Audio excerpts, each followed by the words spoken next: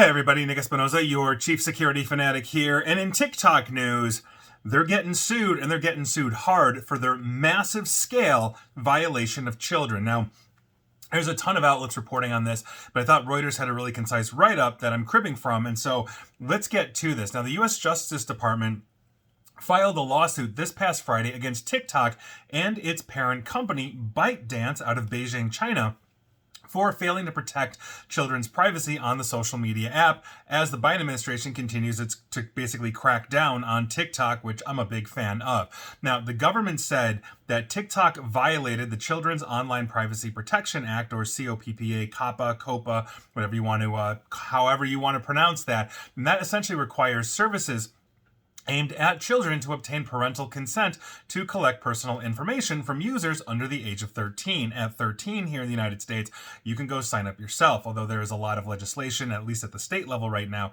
to make that 16 or older. Again, I'm a big fan of that also. Now, the Chinese-owned TikTok has around 170 million users just in the United States and is currently fighting a new law that would force ByteDance to divest basically TikTok's U.S. assets by January 19th of next year, or face being banned nationwide. Now, obviously that may change. January 19th is just before the inauguration of the next president, and if it's, let's say, President Harris as opposed to President Biden, odds are President Harris is going to keep that going. Don't know what a President Trump would do in that scenario. Just being honest, no idea. So that may change, but as of right now, this is where we're at. Now, the lawsuit is the latest U.S. action against TikTok and ByteDance over fears that the company is improperly collecting an enormous amount of data on Americans for the Chinese government while influencing content in a way that could harm Americans. And yes, I've talked extensively about this. This app has been reverse engineered.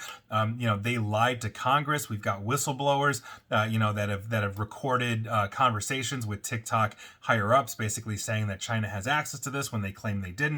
They replicate everything from the Oracle servers here in the United States over to Singapore, where God knows who has what kind of access. And yes, if you look at their Chinese version Douyin in China versus TikTok that the rest of the world has, it absolutely is designed algorithm-wise to influence in a way that they want the world to be influenced, as opposed to Chinese kids that get much different programming. So this suit, which was joined by the Federal Trade Commission, said that it aimed at putting an end to, quote, TikTok's unlawful massive-scale invasions of children's privacy, end quote. Now, TikTok also said on Friday that it, quote, disagrees with these allegations, many of which relate to past events and practices that are factually inaccurate or have been addressed.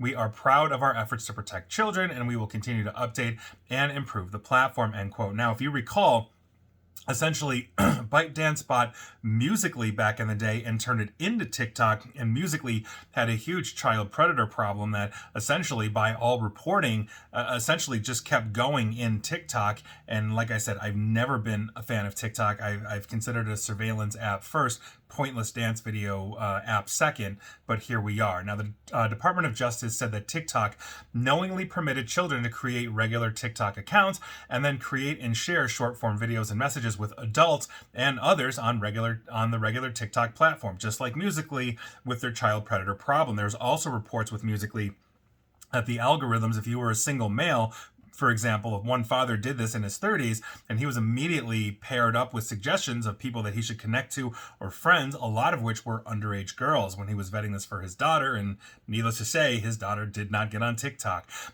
or Musical.ly back in the day. Now, TikTok collected personal information from these children without obtaining consent from their parents. So essentially, if you're under 13 years old and you're setting up an account, there were no checks to basically say, hey, are you actually 13 or higher? Please validate yourself. Now, to be fair, Twitter, Facebook, all of them don't have that either, but that's a whole other animal, and quite frankly, they're all violating children's privacy as well as all of our privacy. So, the United States is alleging that for years, millions of American children under the age of 13 have been using TikTok, and the site has, quote, been collecting and retaining children's personal information. TikTok knowingly and repeatedly violated kids' privacy, threatening the safety of millions of children across the country. Now, that's according to FTC Chair Linda Khan, whose agency in June referred this case to the Justice Department, which obviously leveled these charges. Now, the FTC, on top of this, is seeking penalties of up to $51,044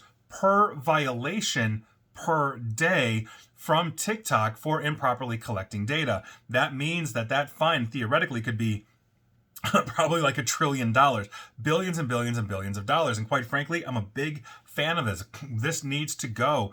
And again, what you're talking about is the influence of a foreign country that is collecting longitudinally an absolute enormous amount of stupid things that our kids are doing. And what happens when they grow up in 10, 20 years and run for Congress? Guess who has the damning videos that we're constantly putting out there? Now, on top of that, you've got the apps that's been reverse engineered. If it's on your home network, it's looking at all your devices. It's trying to evade permissions.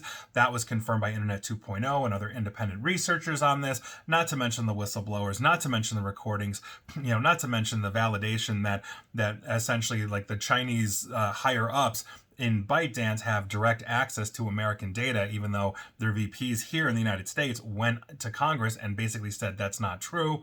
So this is an absolute mess. But I'm hoping that at the end of the day, this is essentially going to go away as a platform, and then we can really start working on, Facebook and all of the others. And if you're one of those people that says, well, what about Facebook? They're doing it too. One, yes, I completely agree. But here's the difference.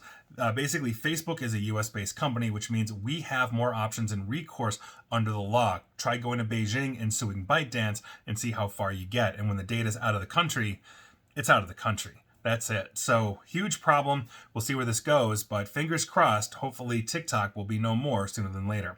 And please like, share, follow me here on Facebook and Twitter at Nick AESP, which I just literally did the equivalency for. Same with YouTube as well. And as always, stay safe, stay online, and please attempt to stay private. Thanks, everybody.